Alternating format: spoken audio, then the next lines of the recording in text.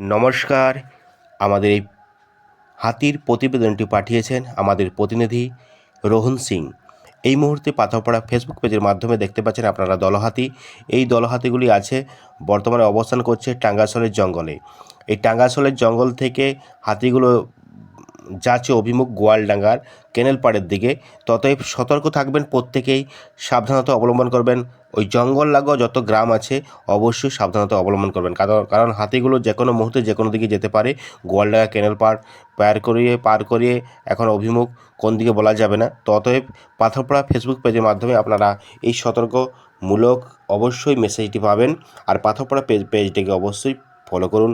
আমাদের YouTube channel Patharpara আছে, সেটাকেও সাবস্ক্রাইব করে দেবেন।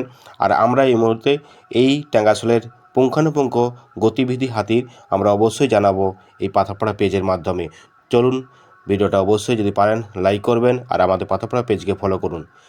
আমরা পরবর্তী ভিডিও নিয়ে আসব এবং পুঙ্খানুপুঙ্খ গতিবিধি আমরা অবশ্যই জানাবো হোয়াটসঅ্যাপ চ্যানেলের মাধ্যমে।